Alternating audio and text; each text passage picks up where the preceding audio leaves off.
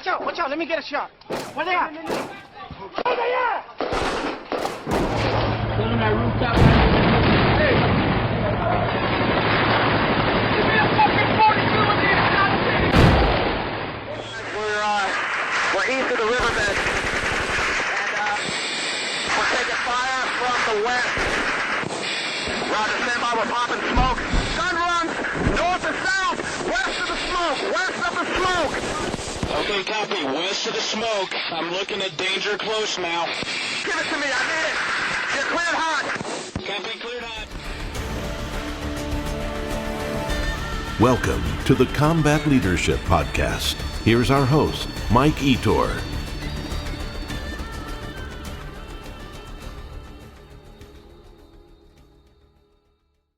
Today we have the honor of having as our guest Lieutenant Colonel Andrew Gaudio, U.S. Marine Corps retired. Colonel Gaudio is a decorated combat leader and served in the Marine Corps for more than 26 years. He has extensive combat experience, and I'm thankful that he's agreed to be with us today to share some of his insights and lessons learned. Colonel Gaudio, welcome to the Combat Leadership Podcast. Hey, Mike, thanks for having me on. It's a great pleasure to be here. Really look forward to the opportunity here to carry on the conversation about why combat leadership is important and what combat leadership is really all about. As you said, I did come in the Marine Corps in 1993. I was an enlisted Marine. Spent my first 4 years in the reserves while going to college. Have had that perspective, and then was commissioned in 1997. Grew up in New York originally. My father was a Marine. He was a BAR gunner during Korea, and 0311 infantry naturally. And then my grandfather on that side was also he was a senior chief in the Navy during World War II. So come from a long line of the naval service sorts. Went to high school at Valley Forge Military Academy, went to college at Villanova University, graduated from there and was commissioned, and then did the Marine Corps. Started out as a LER officer back in 98. Once I got out of IOC, it was second LER. And then went forward to Saudi Arabia, teaching the Saudis how to use LEVs back in 2000, 2001. Then when the towers came down, I was only home a month when that happened. I had the perspective of seeing kind of how that changed out on the street out there before I came home.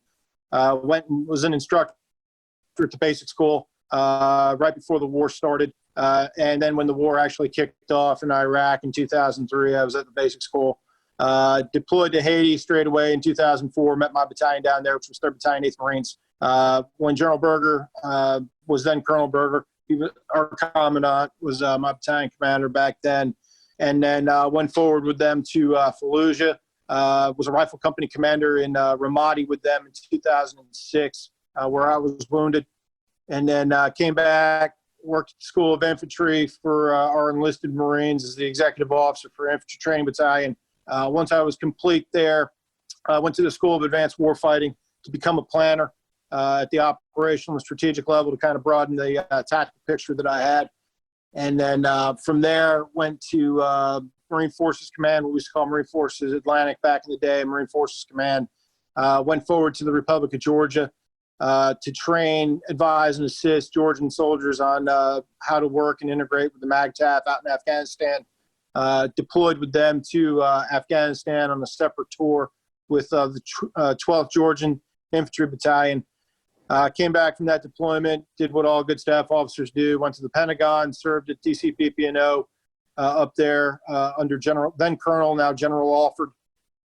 Spent time doing that, and then became the services lead planner for operations in Europe, starting in 2014. And then came back from there, went to Command and Staff College as a faculty advisor, where I had the opportunity to teach majors a little bit more about the Marine Corps and what they were getting themselves into as field grade officers. From there, went back to the fleet, went to 6th Marines, did another deployment to CJTF OIR as an augment.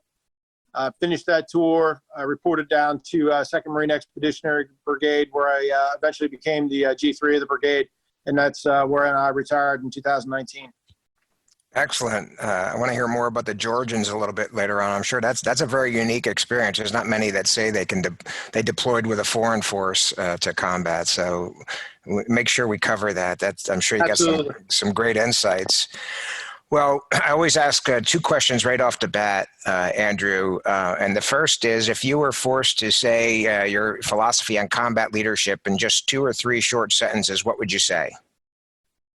Well, first off, I would say that all leadership, regardless of whether it's in garrison or in the rear, begins with you and your character, about who you are, and having the ability to understand who you are, understand your capabilities and limitations, and know where you're strong and where you're not strong. And it's all about teamwork. It's about what do you bring to the team? How do you make the best of a team that you've got? Because nobody's ever happy with everything that they have, but you got to fight with what you have, not what you want. And really, at the end of the day, it's, being a leader is about sacrifice. It's about doing more. Leadership is not about doing less. It's about doing more. And what you bring to an organization, like I said, your capabilities and your limitations. But at the end of the day, you got to be honest with yourself about what it is that you can do and how you can best accomplish it. Yeah, outstanding. There's going to be people, I'm sure, going to look you up, and they're going to look at your resume and say, my God, guy's been there, done that, decorated for valor, Purple Heart, all these tours in combat zones. And the natural question is, can I ever be like him one day? And I don't know if they can be, but I'd like to get your opinion. Do you think with proper training and time, commitment to it, can any leader, military leader, if they really put their mind to it, become at least an effective combat leader? So the first part of that is, I would say that, combat is gonna find you. You're not gonna find it. It's gonna find you. And the time to ask yourself the question about whether or not you're ready, it begins really the day you put on the uniform. You have to understand that eventuality is going to come. And I think all of us, regardless of what era or what period that we served in, all of us will eventually have that epiphany. And it's, I know we're going to cover it here a little bit later on. I think E.B. Sledge, the writer about his experiences in the Marines at Peleliu, really covered it best, where he said, all of us ask ourselves the same question where we're boarding that Amtrak, in his case, getting ready to cross the line of departure. Do I really have it together? Am I really going to stand up to this test? And ultimately, the worst fear that all of us really always ever have is whether or not we're going to let our bodies down. And, that's really what it's all about, is you have to, as a young leader, you really have to dedicate yourself. You've already got skin in the game, but you're really going to understand what it means when you're standing in front of that first platoon or the first formation that you're going to have as a young commander or a young officer or a young enlisted Marine, young NCO. You're going to grow together, and you've got to ask yourself about your character, and that's really the time that you're going to figure it out. Is not when you're being shot at, but when you're out there on that PT field, you're out there in that formation, how you care about your Marines and how you take care of your folks that are with you, around you, above you, below you, and everywhere else. You really have an opportunity then to develop. And it's like I said at the beginning, it's really a team sport. It's a team effort, because you got to be honest about yourself. You got to be honest with who you are. And, all of us have different skills and different gifts that we've been given. Not everybody is a born leader. They're not. But I used to love to tell my lieutenants this at the basic school when I was an instructor. You have the opportunity maybe to pick your squad leaders. You may have the opportunity even to pick your platoon sergeant or not. But the reality of the matter is your Marines will not get an opportunity to pick their platoon commander. So you've got to be everything for them. You got to be honest with yourself, and you've got to learn. And we'll talk about it through the course of the questions that we've got here prepared. But I think that you have to be ready to step up, because that opportunity is going to tap you on the shoulder when you least expect it. And that's not the time to ask yourself whether or not you got it or you don't. Yeah, agreed. To amplify some of your comments, I'd like to hear your thoughts on, you've obviously been a combat leader. You've observed other combat leaders and even combat leaders from foreign countries. In your experience, Andrew, do the very best combat leaders all seem to have a few traits and characteristics in common? Yeah, absolutely. I would say first and foremost, all the people that I've ever served in and around were all people of substantive character, in thought, word, and deed. That when they told you something, their word meant something. And they looked you in the eye and they said, hey, look, Marine, I need you to do this. There was never a question about it. The integrity, the honesty, all a part of what that means to have character. But they were definitely, all of them were very, very strong qualities of character, unselfishness, willing to sacrifice, willing to lead from the front, guys that, we're not interested in just issuing orders, but we're interested in getting out there for a couple reasons. Number one, they wanted to lead by example, but number two, they wanted to evaluate and they wanted to mentor you. They didn't want you to fail.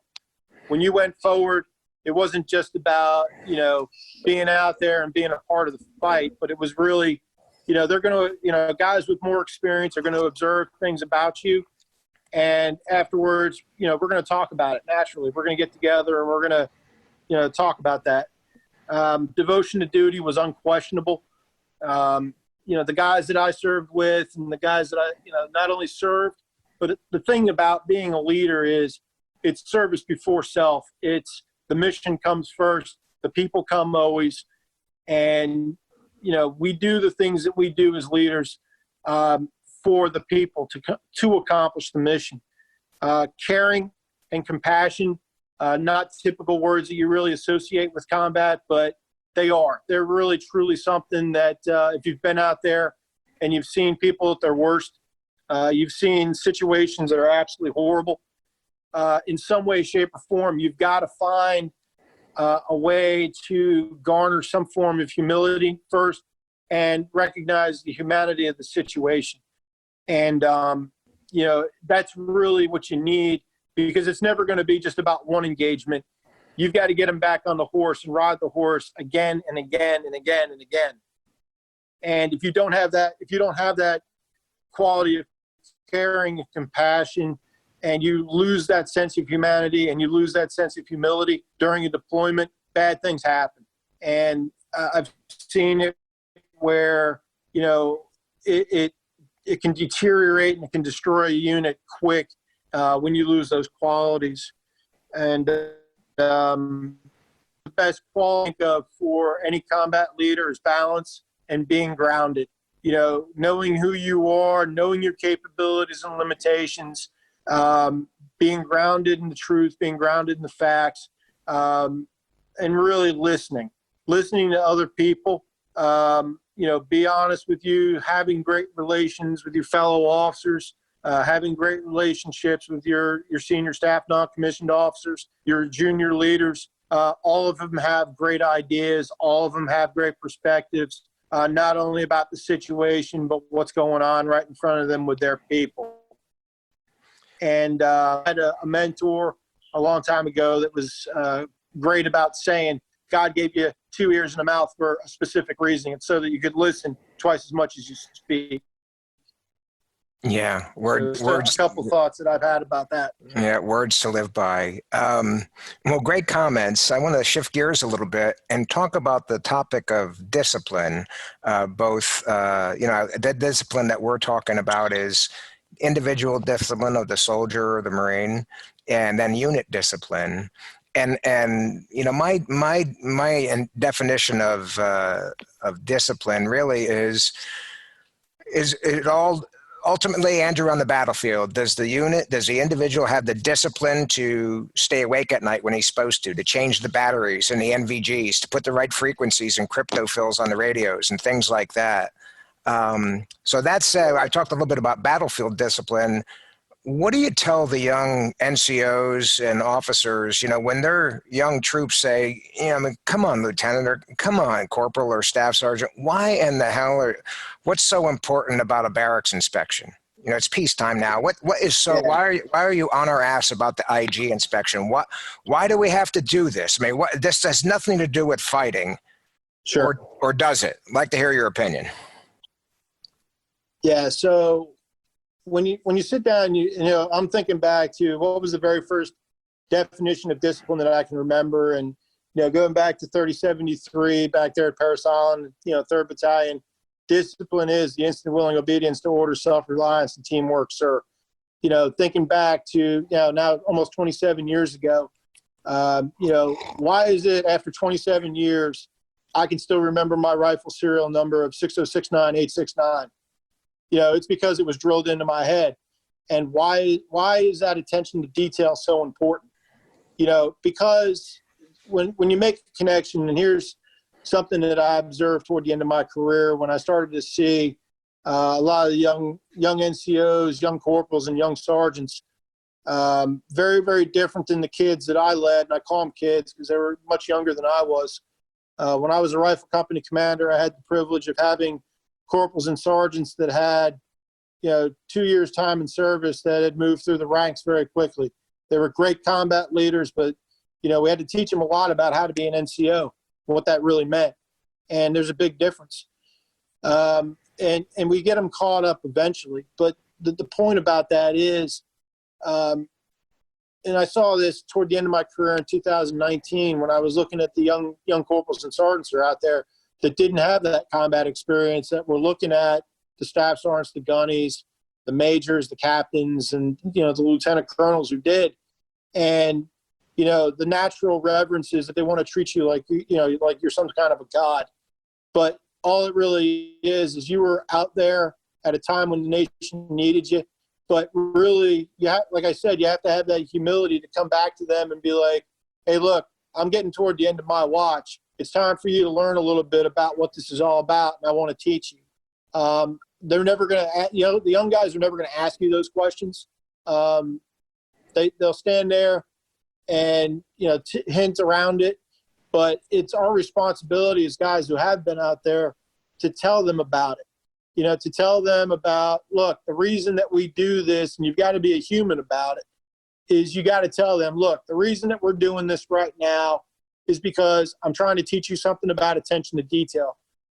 Because when you don't have that kind of attention to detail where you're crossing T's and dotting I's, things get missed. And when you miss something on a patrol, that wire that you probably should have seen is what's connected to the IED that kills 2 or 3 of your buddies.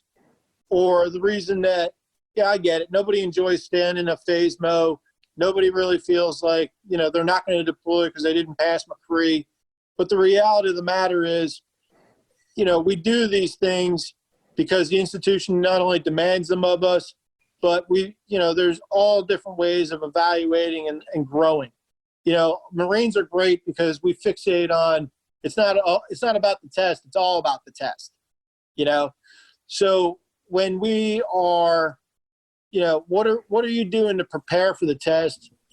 I used to tell my students going through either the basic school, command and staff, it's not about the piece of paper. It's not about the graduation certificate. It's about the journey that you take to achieve that objective. It's about what you learn, and when you're self-disciplined and you take, you've got a great program, you wake up in the morning, you PT, you get your physical training in, you got a regimen about yourself, you're predictable, and you have a schedule. And those are things that, when you go to combat are not good. You don't want to be predictable and you don't want to have a schedule, but you have to be thinking about the rudimentary things that you do, the attention to detail.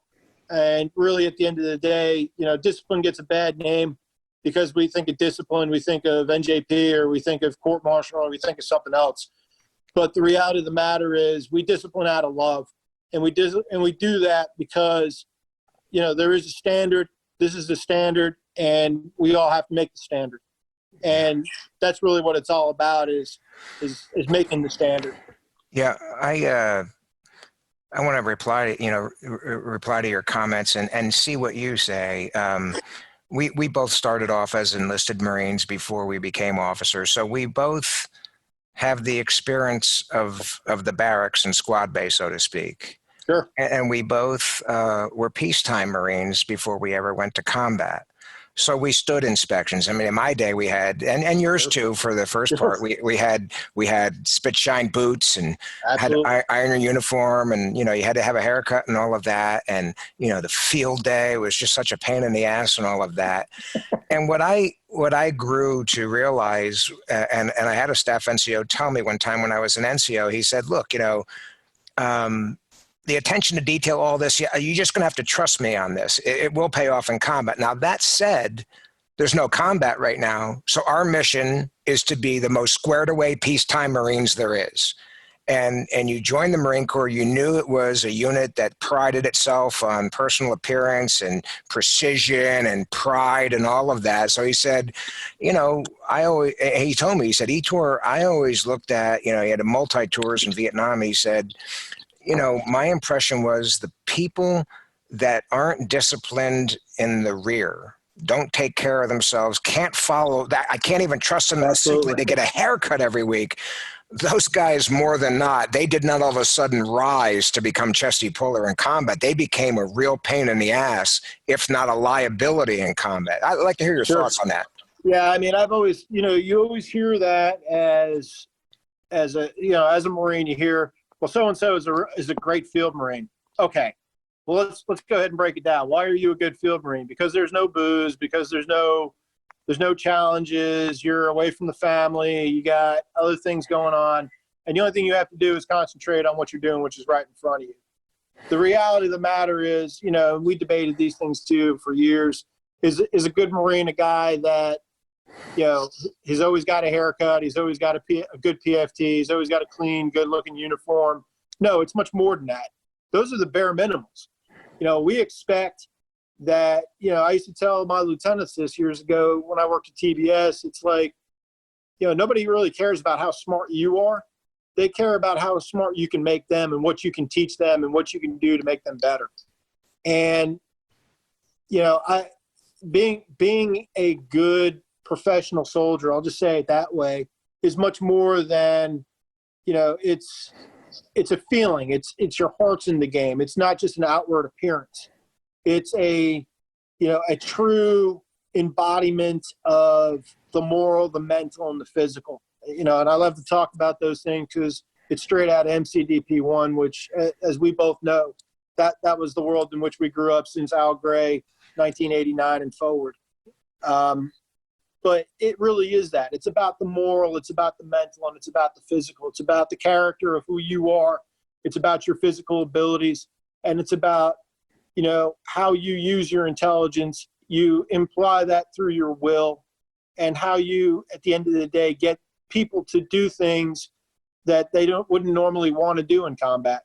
You know, and that's really what it's all about is, you know, being that moral compass within a unit, knowing the difference between right and wrong, and, you know, coming forward when it's easy to keep your head down and it's easy to take cover, to put a plan together, to lay down the suppressive fire, to get some things to start happening, to get the supporting arms on station, and to find your way across the last 300 meters into the enemy's trench, or to cross the, you know, line and get out there and get it done. But it all finds its origins, and it all finds its, you know, its roots, if you will, right there online at Paris Island or San Diego, or right there online, you know, in the barracks at a place like Quantico, Virginia. That's where it starts. And, you know, being a good Marine and being a good leader are really much in the same. They really are.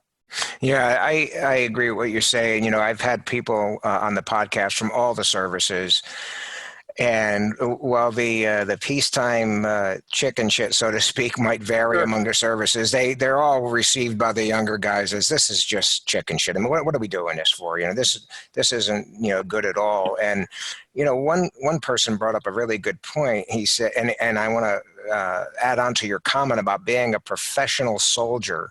And I know the Marines are out there saying, well, we're not soldiers, we're Marines. No, just humor Right, me. yeah. Humor me, fellas. A professional soldier is kind of like saying someone's a professional athlete. He may be a football player, but a professional athlete means it's the guy's life, and he has done everything he can to take care of his body, to learn the tactics, the tips of his, his sport and all of that. So Andrew, that, in peacetime, we're largely in peacetime now, though we do have some combat units deployed. I don't want to shrift them, but it's largely peacetime. But the tendency in peacetime is to, God, that ugly micromanagement starts rearing its head. And, corporals and sergeants sometimes are turned into E4s and E5s. And I hate to see that.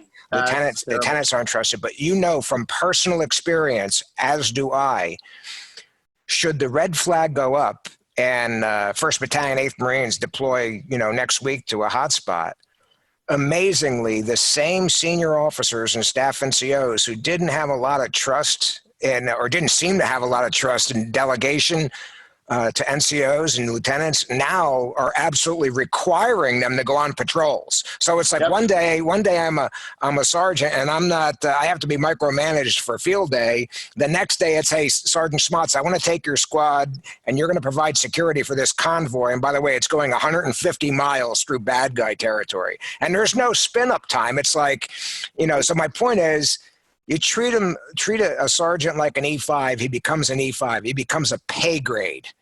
Then all of a sudden you want him to be a Marine sergeant or an Army sergeant again. If you haven't trusted that guy and laid it on him in peacetime, probably bad things are going to happen. Thoughts? Absolutely. Yeah, absolutely. I couldn't agree with that more. You don't wake up one day in combat and develop trust. Combat is, I'm not trying to denigrate or to diminish what combat is, but it is truly the ultimate team sport. You just can't wake up one day and expect people to start trusting each other. It's got to start someplace. And that's what I was going back to, when we had the initial comments about character, is, when you tell, Sergeant so-and-so, hey, Sergeant Smith, I need X, Y, and Z. I need you to take a squad of men and I need you to go down there and take care of this for us because this is, what we're getting ready to do. Because you trust and you have helped develop and you've spent time with Sergeant Smith, you know exactly what he's capable of doing. And more importantly, Sergeant Smith knows, hey, the captain gave me an order to take a squad down here.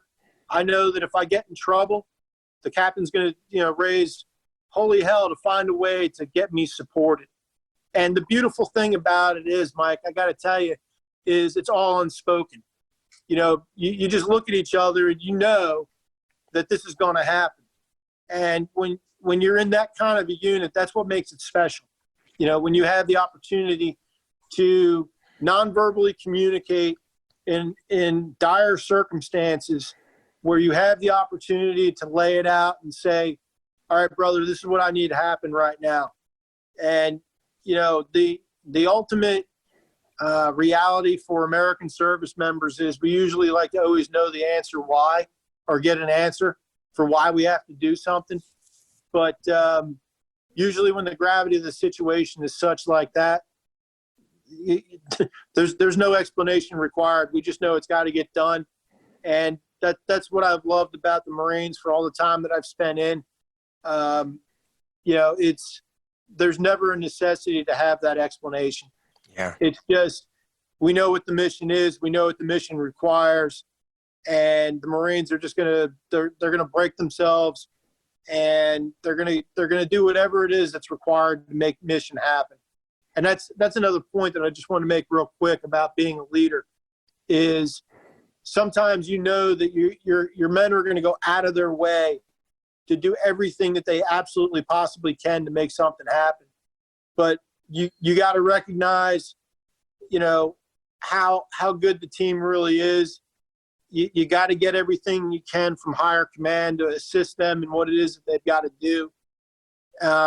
But you got to weigh in on their behalf, and you really got to. That's why I say care about what it is that they're doing, because you got to be all in it. You got to be all in. Yeah.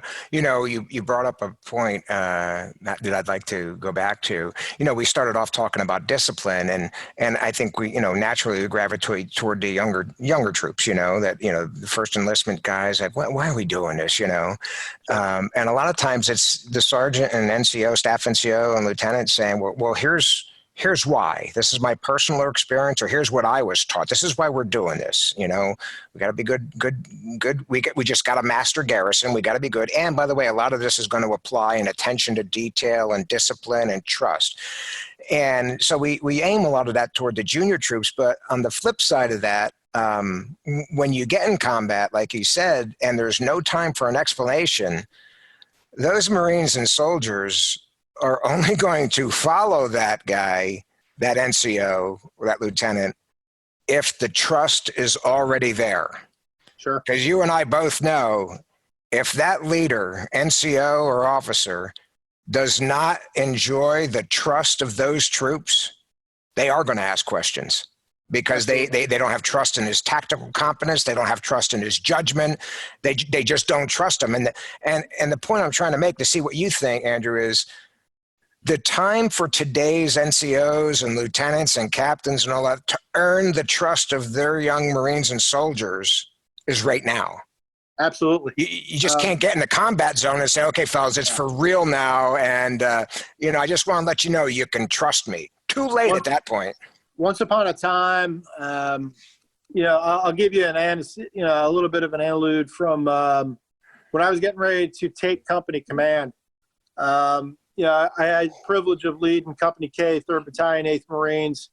We had just come back from Fallujah, and then Colonel Berger was our regimental commander at 8th Marines. And the way that he explained it to me, and I'll never forget it till the day I die, is, he used the analogy of the rifle range. He said that, right now is your prep time. This is your time getting ready for this deployment to grow the team, to get together. And, just like the rifle range, you're going to step up to the 200-yard line or the 300-yard line. It's time to execute then. But when you're sitting on the ready bench, if you will, or on the ready box, that's your time to experiment. That's your time to learn. That's your time to grow together with the team. But when it's time to execute, like you said, it's game on. And, things are going to happen. People are going to get killed. People are going to get injured. The thing that, I used to always like to think about myself, with my guys, I was training my team leaders, I was training my squad leaders, but what was I training them for? I was training those team leaders to become squad leaders. I was training those squad leaders to be platoon sergeants. I was training those platoon sergeants to be platoon commanders. You're always thinking about not only what next because of career progression, but what happens if Sergeant so-and-so, who's the bedrock of a unit, gets killed. Yeah. I've seen that happen, and I hope we have an opportunity to talk about that. Yeah. But when you have young leaders, young corporals and young sergeants, they look at their staff sergeant or they look at their lieutenant, and they have that reverence and they have that care about who they are. Combat is a funny thing, and those guys do get killed too. And, what you do and the resilience that you build within a unit from those younger guys, teaching them and mentoring them and caring about them is not a one grade up specific thing. When you bring the lieutenants and the staff sergeants in as a company commander, as a captain, and you teach them and they go down and it ripples, they go down and they teach not only the team leaders and the squad leaders, but they're teaching the individual Marine, because that individual Marine who, he may be your 3-year saw gunner, to use the old school analogy, but, there's just two pieces to it. Number one, he's still got a deployment to get through. But at the end of the day, the other thing that I really care about is when that kid goes back out to society in small town America or pick a borough in New York or wherever he ends up, he goes back to society a better person than when he came in the Marine Corps. And, we care about that because it's important. Yeah. I want to keep moving and move into a related topic: fear and uncertainty. We talked about we talked about a little bit earlier, and you mentioned you talked about when you had what I call the question. Like, you're a newbie, cherry, you haven't been to combat yet. And it's the question that every warrior asks himself, like, when it really goes down for me the first time, how am I going to act? Am I going to choke? Am I going to freeze? Not necessarily afraid of dying, but I'm mortified of letting my buddies down and being marked as a coward or someone who just couldn't hang. So they're all out there, Andrew, asking the question. You've answered that question yourself time and again. And you're on both sides of the street, so to speak. Now, most of the people listening to this podcast are on one side of the street, and they're wondering. And I think actually, there's nothing wrong with wanting to get to the other side, wanting the test of combat, but still there's a little bit of concern, like, how am I going to do? So, if they were asking you directly, Colonel, how am I going to do? What can I do? How's it going to feel? What would you tell them? It's such a multifaceted and important question, and for a number of reasons. Number one, I would start with saying it's all about reflection. Before you go and after you go, you taking stock of yourself as a man, you taking stock of you as as a young officer or whatever. But you really have to know who you are, and being comfortable in your own skin is really the first part of it. The second part of it is, what have you done today? Everything that you do, because you don't know when that day is going to come. You don't know when you're going to be called on and tapped on the shoulder to go forward. You never know when that's going to be. But what have you done to ready yourself and to make yourself morally, mentally, and physically stronger that day that you weren't the day before? What have you done to bring more value to the team? What have you done to make others around you better? It's not all about ripping people down. It's not all about pointing out, because we do it. We're great about this in the Marine Corps. We're great about telling people about what they know, what they're not, but we're not always really honest about where we are. And what do I mean by that is, when you have a real team of leaders and Marines that really understand the mission, they really understand who they are, they're really comfortable with one another, they're willing to speak their mind, not as people hear the word critique and criticism and automatically want to clam up, which is bad. Particularly in combat, it's really bad when people are afraid to voice their opinion. They're afraid to open their mouth, because when you're out there, you're going to see bad things, and there's going to be a lot of bad things that are going to happen, because that's what fear and uncertainty, those are the environments of combat. There is no such thing as certainty in combat. The only certainty is, that you're there. The fear is always going to be a part of it. And like so many have said in the past before, and I'm merely echoing a sentiment that I've heard, fear is, confidence and courage are not the absence of fear by any stretch of the imagination. They're the mitigation of fear. They're concentrating on that which is most important, which is the accomplishment of the mission. It's sharing the danger with your Marines, knowing that you're out there, knowing that you genuinely care. There's a lot of leaders out there that front, that will say, oh yeah, I care. But the Marines are not stupid. They know whether or not their leaders care about them. They can smell it on you. Everybody's afraid. I've never met a guy who never, who would go out there and say that he wasn't afraid.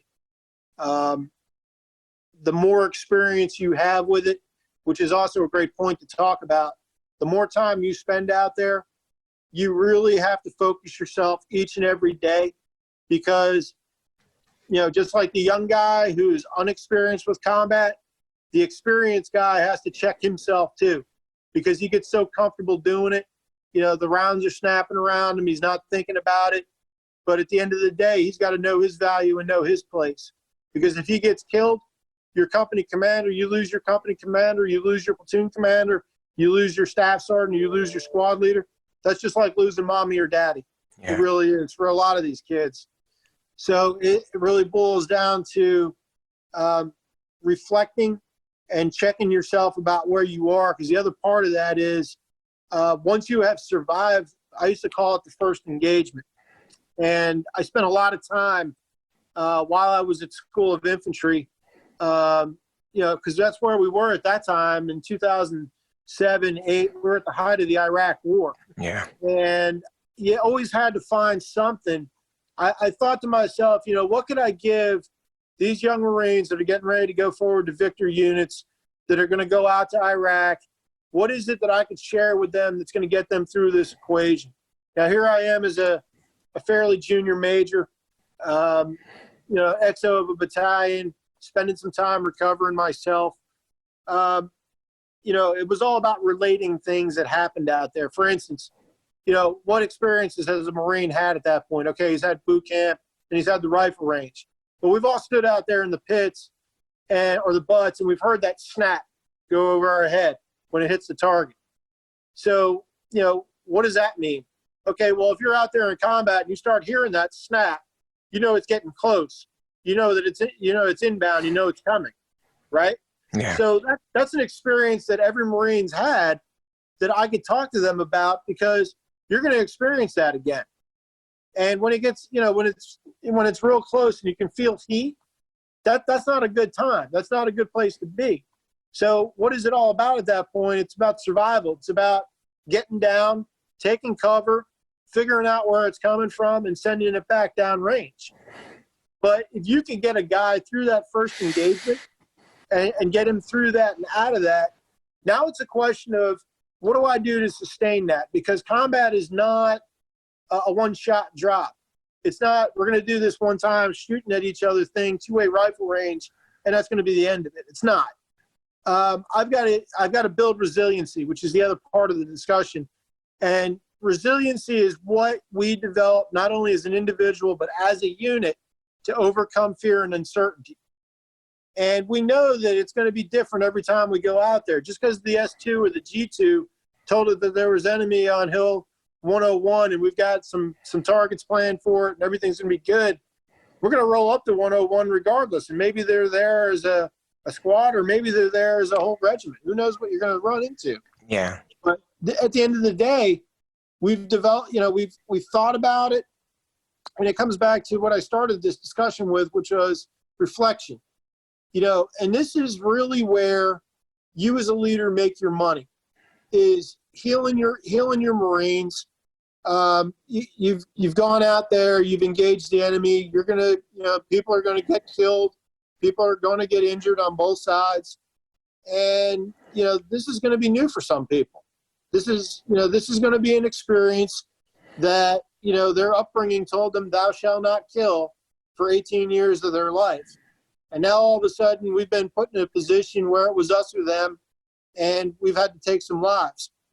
But, you have to show that humility, and you've got to show that, that fortitude as a leader to help get that young man or that young woman through it, because I'm going to need you to go out and do that again here in a couple hours or tomorrow or whatever.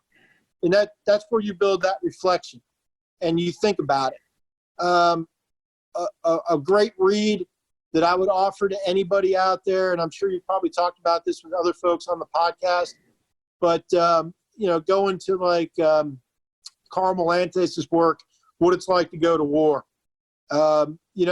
It's a very unabashed, very unvarnished view of being a young Marine leader in combat. As a young lieutenant, here you've got a Marine who's serving with a rifle platoon, becomes a rifle company XO, and, ends up going out there, getting himself the Navy Cross, Bronze Star with a Combat V, and a couple Purple Hearts to go with it. But I got to tell you that Carl really did, land off his work of not only talking about the experience, but looking back at it, 40 years after he had been to combat, and was just totally 100% honest about the circumstances. Yeah.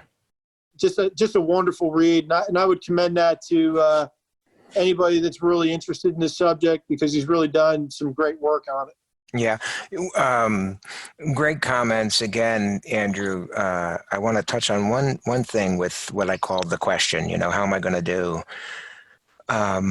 All of our previous guests in the podcast have essentially said for the snuffies down there, not necessarily the combat leaders, though it applies to the leaders. But they basically said, if you do your job, if you fall back on your training, if you're on a machine gun team and your team runs forward when ordered to, and you employ that gun and get it singing, you really won't have all that much time to get scared. You won't freeze. You will execute your training, and therefore the training is probably going to get you through that first engagement. And Sure. then confidence kind of builds upon itself. You know, any thoughts on that? Yeah, I think it's fair to say that it's easy in the lower ranks if that is, if you're a machine gun, you're an 0331, machine gunner. Sure, it's all about the ITSs at that level, at the individual training standards, getting the gun up, getting the gun on target, and starting to employ, doing your search and traverse. Yeah, you'll get through the equation. But the reality of the matter is, beyond that, I've got to take you to the next level. And as a company commander, as a battalion officer, I never had the privilege of being a battalion commander. But, what am I looking for? I'm looking for that guy that I can develop to be the next team leader, to be the next squad leader. And that's really, it's going to be more than the physical. A lot of us like to concentrate, particularly when we're young, on how much time we can spend in the gym or how much time we spend out on the road running. But the reality of the matter is I need a man who can think. I need a guy who can take the next level and really run with it. So, yeah, the training is going to get you through it. But what I'm really looking for is a guy who wants to develop into a combat leader is I got to find the guy that's intellectually hungry, that is interested in talking to people. Because leadership, as we well know, Mike, it's a people game. Knowing people and spending time with people, talking to people, and just getting down there and being with people and talking, just man to man. Hey, brother, what do you think about this? Hey, how are you guys doing that? Taking an interest and caring about a Marine is what gets them through another 20 engagements after. No doubt about it. And as you know, Andrew, this podcast is aimed at, in the Marine and Army analogy, it's company and below. Sure. I like to say the podcast is aimed at those who are most likely to have to fix bayonets, during an engagement. And, my theory is, it's a company level fight, but most often it all depends on platoons and squads. Absolutely. And I believe you agree with me on that. So, we're talking about combat leaders, but I want to make sure I emphasize to the listeners, hey, Lance Corporal team leader, we're talking to you. He's not talking just to officers or majors or staffs. We're talking to you, young fella. Yeah, absolutely. Any additional thoughts before we move on? Yeah, I mean, at the end of the day, when I was a company commander, I spent all of my time on my squads. I spent all my time on the individuality of my squads. You've got three line platoons of 3 squads each. And then you've got your fourth platoon, if you will, is your weapons squads. Your machine gunners, your mortarmen, and your assaultmen in my time. But, though developing those young lance corporals and developing the young corporals, I used to really spend a lot of time with my sergeants and my staff sergeants just saying, like, hey, who are your players out there? Who are your studs? Who are your guys that are worth investing in? When we come back from this deployment, who are the guys that you want to see running squads? And then you go down as a company commander and you grab a hold of, those guys that they really thought were their studs. And you go down and you talk to them and you're like, all right, brother, go ahead and explain me through how you're doing this. Well, hey, sir, I got this going on. I've got that going on. Hey, tell me about your people. Tell me about the 3 men that you've got in the fire team. Tell me about what they're about and tell me what we're doing with them. Tell me something about their families, because I'm really interested in how well you know your people. Yeah. I mean, that's really where I wanted to spend my time, was because here's the ultimate ugly reality of this business. There's going to come a time in every leader's life where they're going to have to write an order that's going to kill the people that they love. That's the reality. When you go and you cross the objective and you're going after, Alpha Bravo 1001, which is Hill 101, whatever, the unfortunate reality of, when we do combat orders and we get to paragraph 4 of that combat order where we're doing, admin and logistics, the peacetime Marine would love to just go ahead and brush over bullets and Band-Aids and bad guys. Yeah. But the reality of the matter is it's never a question of if somebody's getting hurt. Somebody's getting hurt. Yeah. You don't get in a knife fight without people getting cut. That's just reality. And, you show, and I spent a lot of time as a company commander with my lieutenants beating this into their head, where it's, I'm interested in hearing about what's going to happen to a Marine when he gets injured from point of injury all the way through him getting back to the world. I want to know how we're doing that. And that's an unwritten thing that people will never say. But at the end of the day, they want to know that if they get hurt, you've got a plan for them to get out. Or if they fall, you're going to do everything that you can so that their body doesn't end up on a bridge like what happened in Fallujah back in 4. That you're going to hold your ground and you're going to fight, and you're going to get them out of there. And that's part of that trust that we develop. But that starts young. Yeah. I mean, it's not, sure, they go to boot camp and they listen to the stories about the greats. They listen to the stories about Dan Daly. They listen to the stories about, Chesty Puller and Dan Daly and all the other Marine Corps history that's out there, the great ones, if you will. But at the end of the day, all of these guys were just like us. Yeah. They had those fears, they had those uncertainties, and they had those loves, that love, if you will, for their fellow Marine. Absolutely. You've touched on it mostly indirectly in your comments so far, and I'd like to talk about mental toughness a little bit. It's very tough to, pun intended, mental toughness is tough to define. Sure. It's just that warrior spirit that what you were talking about, you get your platoon or your squad through the first engagement. There's nothing saying that you're going to have 24 hours to relax and reflect. I mean, your next mission may be an hour from now. Or if your first engagement was the second Fallujah, you sure as hell didn't get any time to reflect. You crossed the line of departure, departed friendly lines, and you attacked that city, and you went for the duration.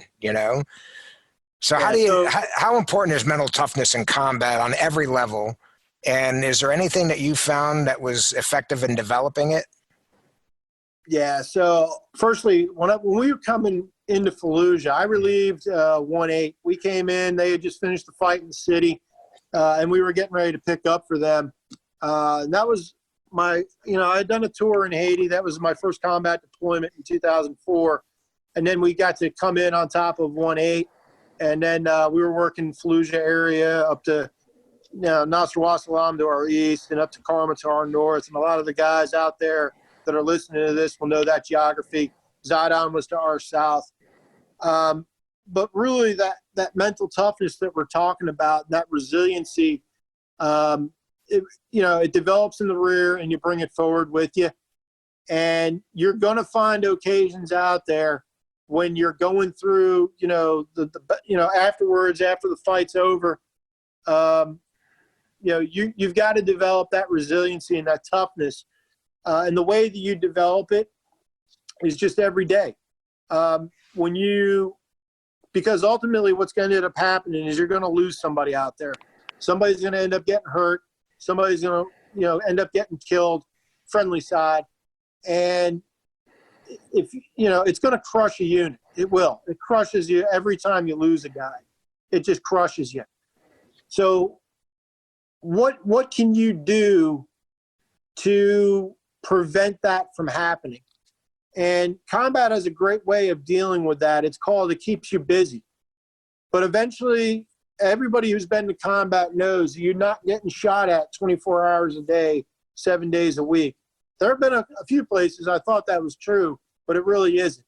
There's going to be something that's going to happen, and it's going to stop. And that's when the reflections begin, and that's when people then have time to feel sorry for themselves about what happened. But that's where the leader comes in. And, you're not coming across callous. You're not coming across, you're going to remember that guy that fell. And the way that we develop that mental toughness is by going through those situations together as a team, is by, that individual meant something to us at different levels. And we talk about how, Lance Corporal Smith meant this to the squad or meant that to the company. What is it that he brought to it? And, we take that time in caring and compassion, and we take that time to remember him, because that is not only the right thing to do, but that's how we keep our edge. We keep our edge by remembering the guys that were with us. And today being Memorial Day, it's easy because, that's what it's all about today. Yeah. But, the mental toughness, it goes without saying, because you're going to go without food. You're going to be hungry. You're going to go without water sometimes. Ammunition is going to get low. But at the end of the day, it's going to be that spirit. It's going to be that can-do, willing to get it done, regardless of what happens. You know that the guy on your left or your right is there for you, and you know that you're going to be there for him. And, because you know each other and you trust each other, that if anything happens to me, he's going to take care of my family and we're going to get through this. Or if something happens, I'm going to be there for him, and I'm going to do what I can for his family. Yeah. And that's just, again, it's an unspoken thing. Nobody ever talks about it because it's morbid, but that's just a reality that men in that environment, Marines in that environment will develop. Yeah. It happens, and it's regardless of rank. It doesn't matter who you are. I want to talk about physical conditioning. As you go, again, you had the experience of being a peacetime Marine, and so you did all sorts of PT and all of that. And I'm sure you were wondering, am I ever going to run 5 miles in combat? I mean, how important are pull-ups and all that? And pull-ups and running 5 miles in itself, I think are probably, you're not ever going to do that in combat. You may run 30 meters and be scared shitless, but you're not going to run 5 miles. But you've been there, done that on both sides of the coin, Andrew. So I think the young leaders and the young troops too, what do you tell them? What purpose does all of the garrison physical fitness training, the road marches and all of that, what kind of payoff does it have in combat? And how important is physical endurance for anybody in combat, much less the combat leader? So, let's start with what we normally do here in the rear. We run and we lift weights. We do CrossFit, and, we do other things. People do all kinds of crazy things. But the reality of the matter is being physically conditioned and being ready to go, if you will, is the name of the game. You're never going to get in shape in combat. You're going to try. For people that are really out on the line, and I'm not talking about when you live aboard a FOB, but I'm talking about when you're forward deployed and you're living out there, you're going to continue to do your PT, you're going to continue to lift weights, and you're going to continue to do what you can because you need it as a way to decompress. But getting ready to go to combat, you got to eat right, got to, eat the right calories, you got to lift the weights, you got to do the running. And why? What was the best kind of running I did? I grew up playing football. I was a linebacker, so I used to always think about the 40. Before I joined the Marine Corps, the 40 was the only running I ever really cared about, right? So, but there's a reason for that. Because in combat, in my experience, in the urban environment, it's running corner to corner. It's running from cover to cover. It's short bursts to get you where you need to go to get out of the line of fire. And, you need the ability to take the pain. And all of us, growing up, I'd love to think that I learned a lot of my lessons on the lacrosse field and on the football field where, you're going to do what you have to, not because of yourself. Yeah, there's a certain amount of self-pride, but you don't want to let the team down. And it's the same thing at the rifle company. You're going to take whatever punishment you have to in order, to keep the team going because you're a part of it. And nobody wants to let the team down. And that physical toughness that you bring to the game is a derivative of that mental toughness that we were just talking about. If your mind is such, you gotta weed that weakness out. And every opportunity, we all have weaknesses. We all do. And every opportunity that you can to grow, where you can find what that limit is, whether it's mentally, morally, or physically, where you can find that weak point in training, you got to do it. And afterwards, you got to think about it, and you got to reflect on it, and you got to say, why was I so weak on this? What happened? And when you're with a good group of guys that have the ability and the candor to say, hey, boss, hey, this is why we failed this, or this is what happened. Yeah. Without a whole lot of blame. Because the rule, as a leader, for every finger you point, there's always 3 pointing back at you. Yeah. I want to get into a very important topic that is often overlooked, Andrew, and that's the casualties. Sure.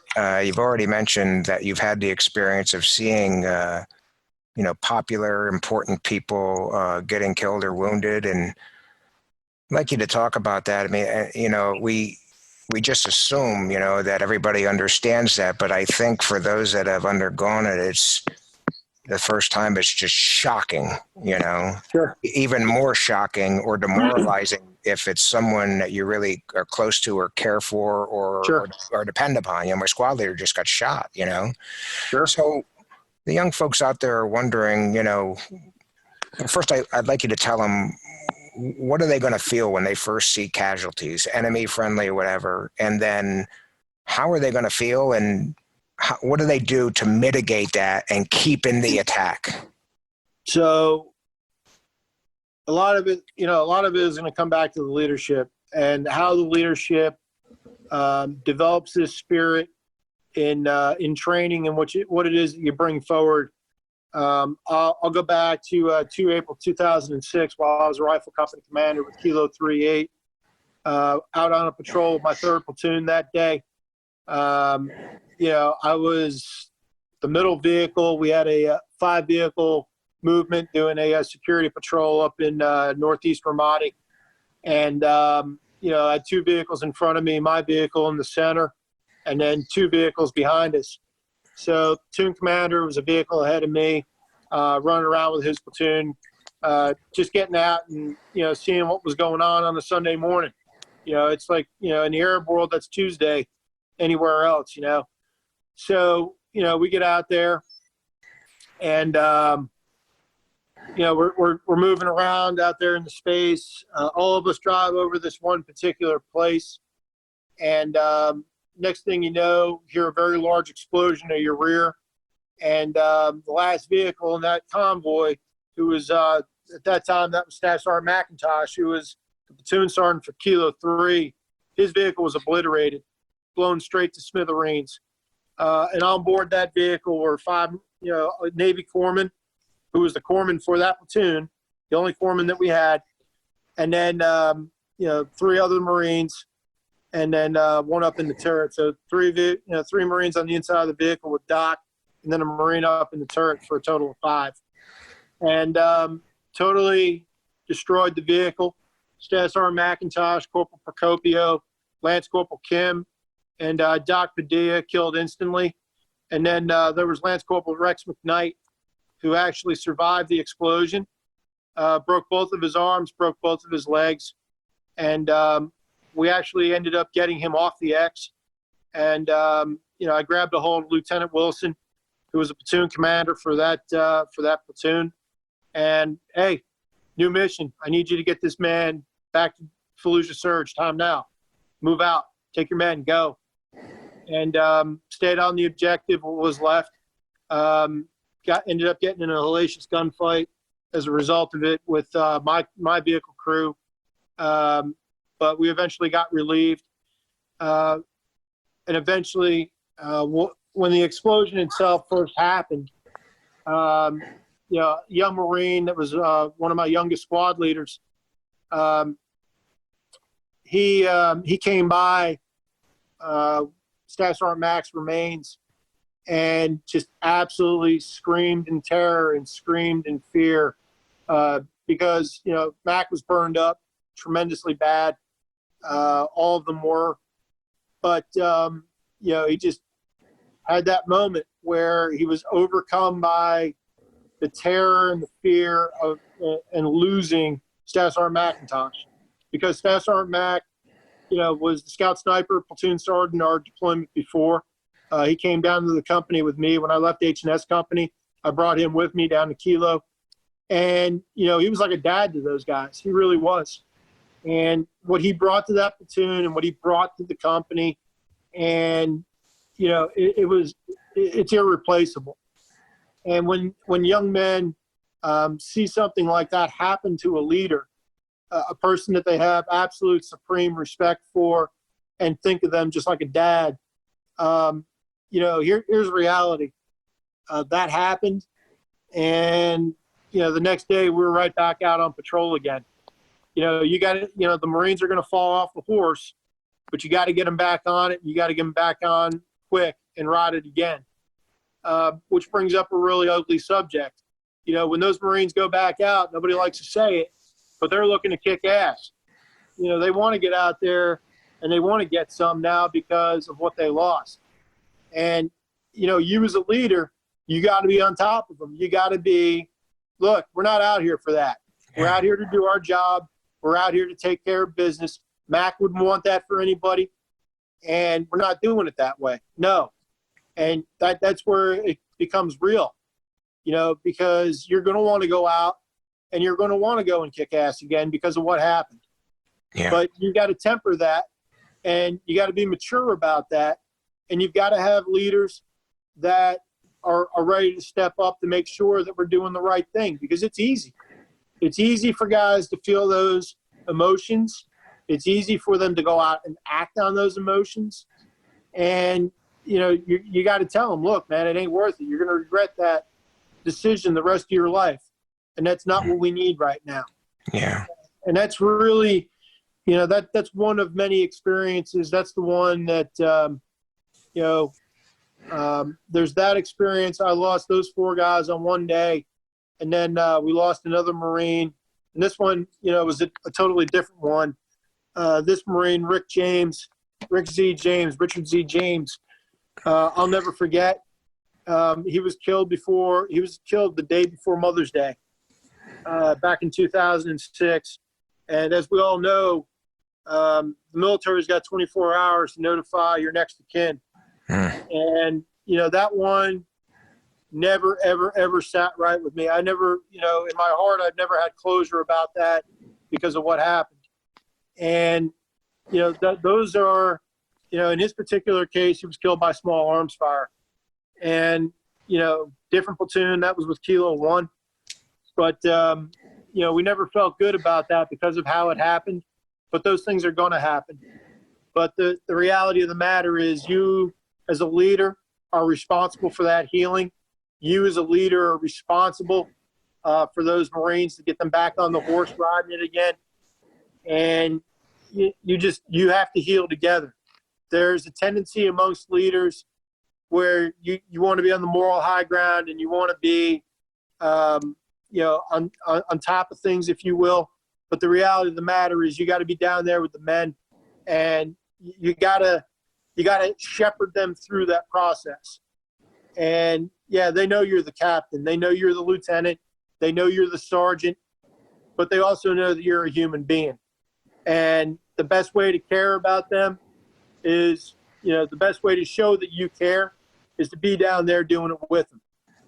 That's the best form of therapy, and probably the best form of love that you can show those guys. Yeah. You mentioned something, Andrew, I want to go back to. Your Marines saw, 4 of their Marines get killed, disfigured, burned, and the natural tendency is to want to, you say you want to go out and get some, and I know what you're talking about is, you get these young kids, they want to go out there and they want to kill someone. They want to wreak vengeance.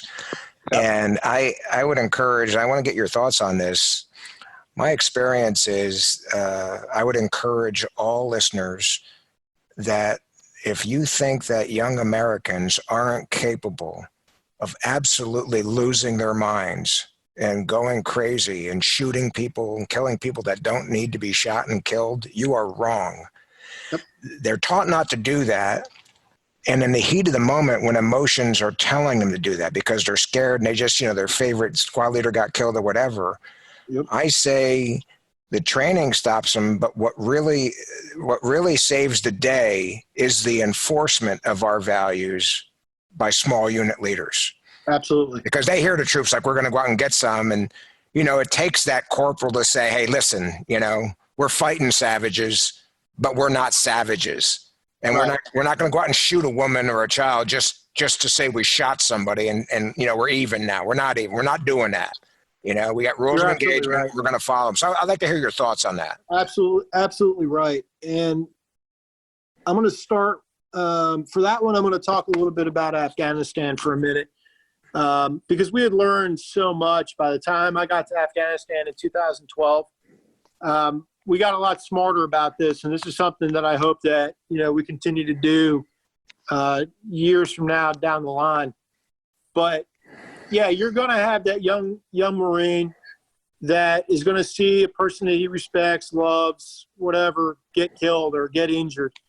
And like we said, the natural tendency is going to want to go out and get some, go kick ass, go, but here's the reality. It's not about getting even. It's not about kicking ass. It's about doing the right thing. And it's about going out there and doing the mission the right way, because that's not only what you were trained, not only what you were educated to do, but that's what everybody here expects. That's what we're fighting for, is we're fighting for, the American flag, mom and apple pie and everything else. But it really, for those that have been to combat, know it's the guy on the left or the right. Yeah. And that's really what it's all about. And we're going to do everything that we can to get this right. And, something that we learned down the line in Afghanistan, we didn't do this in Iraq during my times in 5 or 6 or 7, but we did do this by the time we got to 12. And, again, going back to what you were talking about earlier about, guys looking at things as a chicken shit requirement, in quotes, if you will. We used to do stand downs when we were in Afghanistan, and it was mandated that we would do a stand down once a month where, you as a unit leader would go from section to section, squad to squad, or whatever it is that you had, and had a meaningful discussion about the rules of engagement. Did a little bit of scenario work, if you will, where, hey, we're going to go out on an engagement, or perhaps you had that engagement and you had an opportunity to kind of talk about what it is that happened. And, all right, so here are the rules of engagement. Here's what the rules of engagement mean. And what you're going to find is that there's a lot of Marines that think that they understand it. And this is, there's always the fear of, if I get this wrong, I'm going to jail for the rest of my life because I shot the wrong person. Yeah. But here's where you as a leader have an opportunity to break that down a little bit. Let's talk about it. Let's talk about the scenario and what are your no shoot scenarios. If you see this, what do you do? Hey, I engage the target. If I see this, what do I do? Hey, I warn it. Back in Fallujah, back in the day, it was show, shove, shoot, or ground grill, kill for a vehicle point. Okay, that was, the hostile act, hostile intents met. Hey, I'm doing a shot toward the tire. Vehicle doesn't stop. It goes to the grill. And then ultimately, I'm going to take a shot at the driver and kill him. Obviously, through a lot of trial, error, and a lot of pain and a lot of bad feelings, we did end up killing a lot of people that were innocents. It happened because they can't read, or they didn't get the word that you were there that day. And, young Marine shot that guy. He did everything the way that you trained him to do it. Well, he's thinking that a vehicle-borne IED is coming at him. Correct. And, that's what the chain of command told them is if they break this trigger line or they break this line and they start running your barrier, this is the procedure that you need to execute. Right. And I've seen it go right where, in fact, it was a vehicle-borne IED and it was stopped. And I've seen it go wholly wrong where when we were operating in Karma in 2005, a family of, 4 or 5 people, a woman, a husband, and 3 children in the back seat, where they can't read, they're not paying attention to what they're doing. They don't see a bunch of dudes running around with helmets and flakjacks and guns, and they just see something and they drove through it. And the next thing you know, they're catching 3 rounds through the windshield after their grill and everything else got hit. And, this is a topic that makes a lot of people uncomfortable. Yeah. How does that happen? It does happen. Yeah, it sure does. Because good Marines are going out with every intention of making a mission and doing something right. And next thing you know, they put a 5.56 round through a woman or through a child. That it happened, and nobody wakes up in the morning and feels good about that. Nobody ever does. But the reality of the matter is, that's going to happen.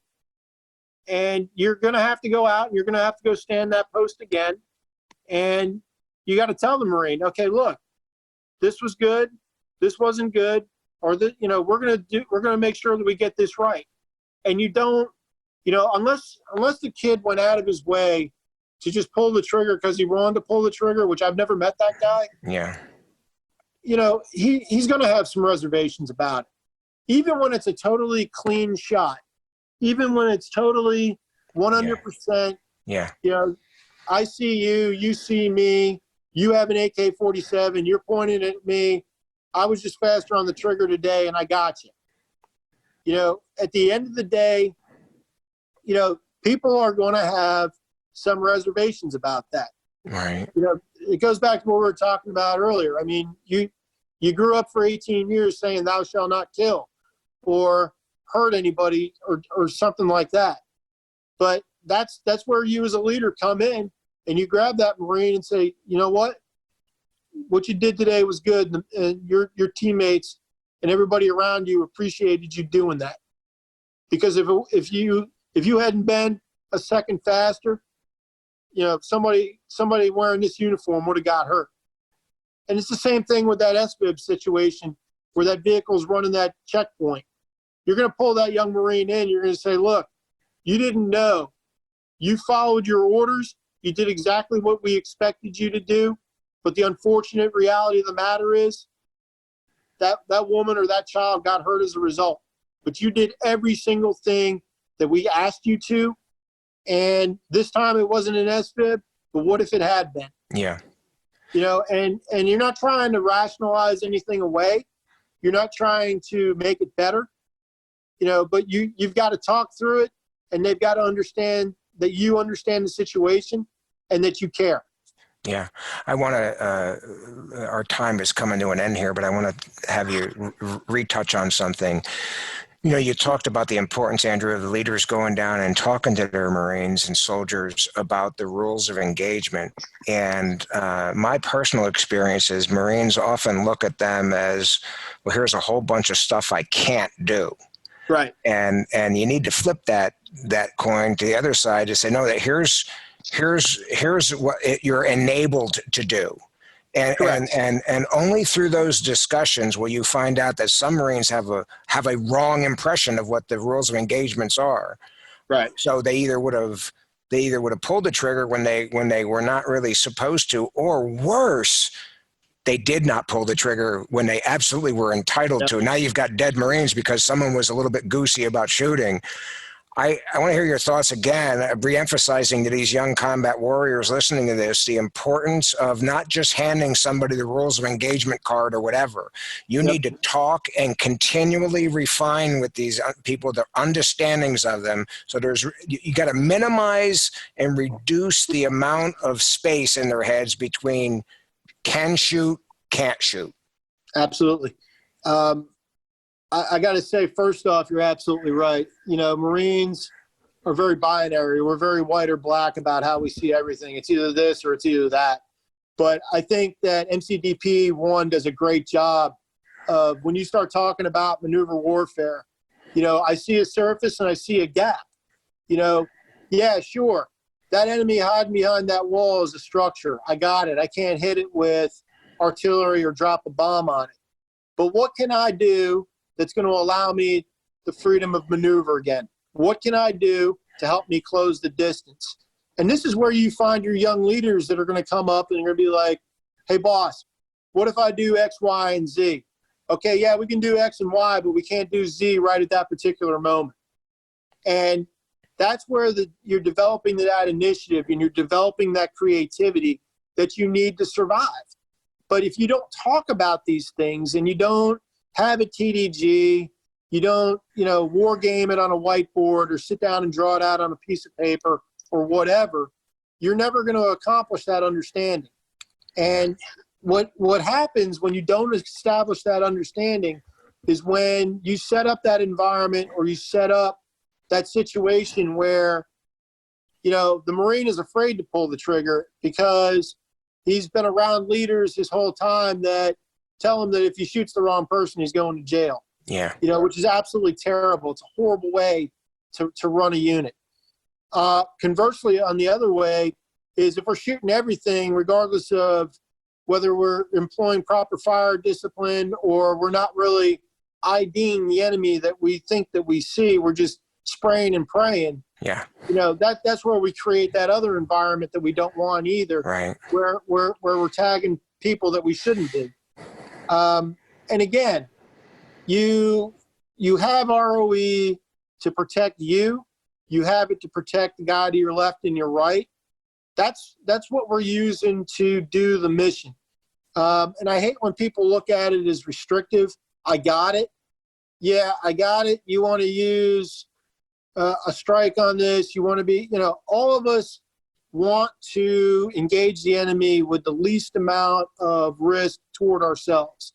And oftentimes we make that decision to employ an airstrike or a mortar strike or a glimmers, or a HIMARS strike because, I see them, they don't necessarily see me, but if I strike them with this missile, I don't even need to be a part of the discussion. I'm just going to eliminate that enemy from the battlefield. The problem with that is obvious. You don't know pattern of life. You don't know how many other people are in that building aside from that enemy. And at the end of the day, you have a lot of opportunity to get it wrong. Yeah. And that's why you can't do that. And then all of a sudden the light bulb goes on like, oh yeah, man, no kidding. I shouldn't, that's not the right way to do it. And then, okay, so how could we do it? How could we get that guy? All right, well, what do we have? Okay, and how could we do it? Minimizing collateral damage was something that we always talked about. It's never, you would think a lot of guys come and they look at it like, oh, it's just a mud hut out in the middle of nowhere. Yeah.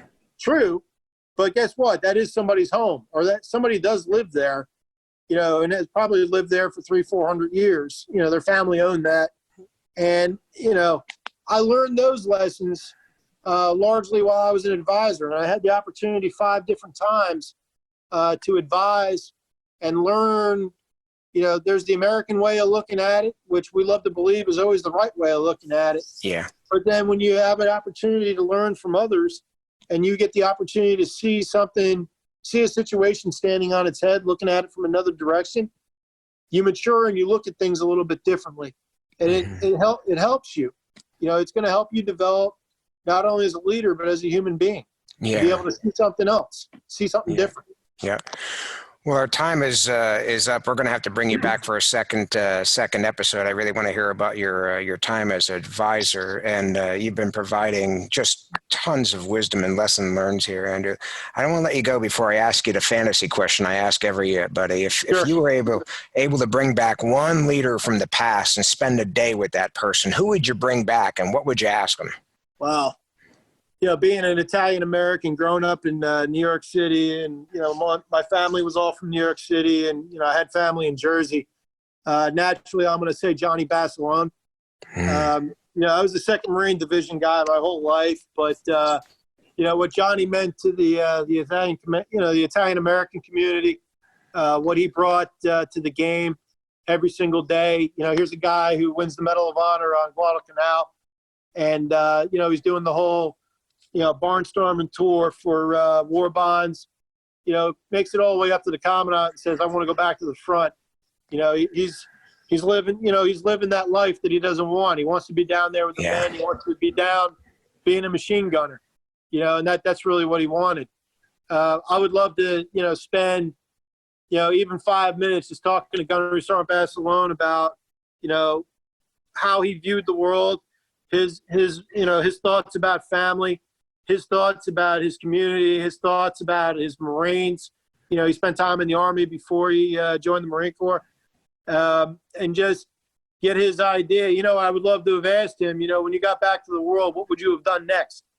Because that's a guy that, he probably would have done his entire career in the Marine Corps, but afterwards would have been something else out there because he couldn't sit still, Right. What would he have done next? I mean, he definitely would have been my pick.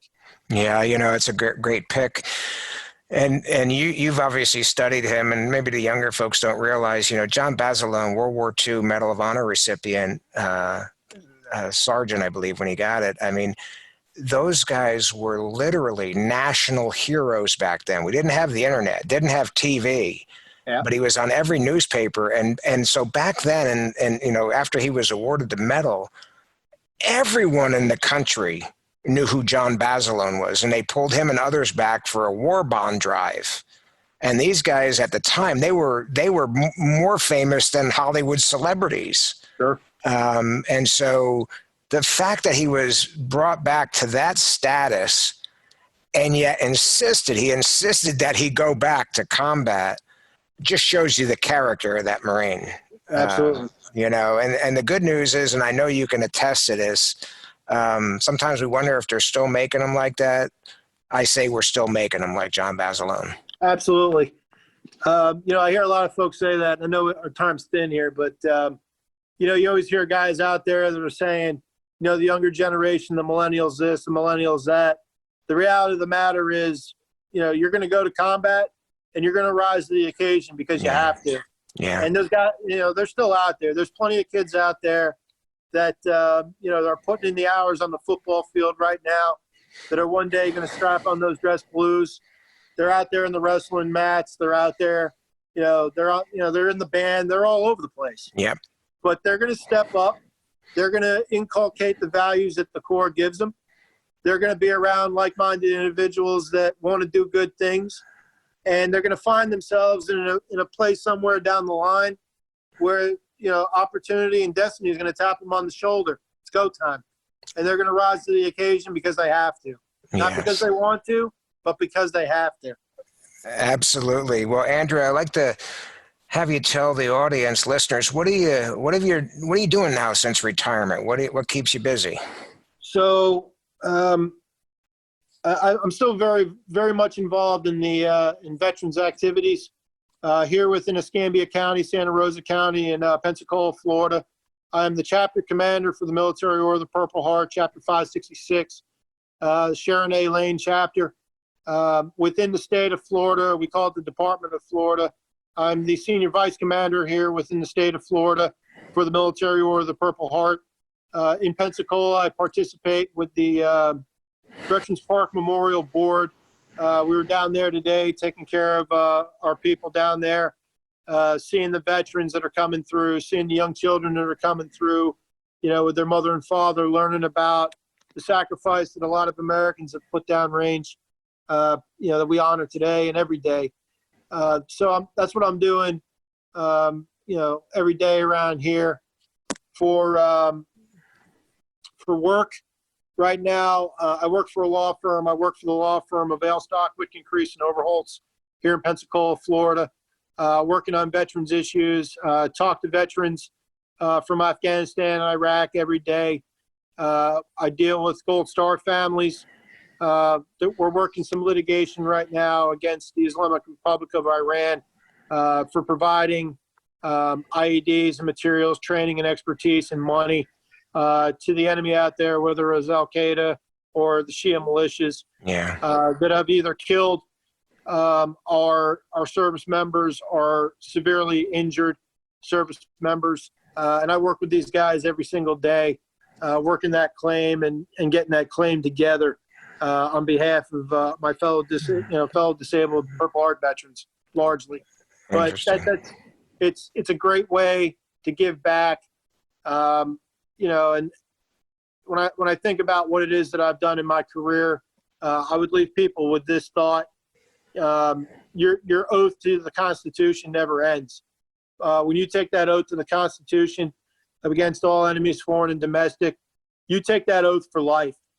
And that's been something for me that I've wanted to always give back.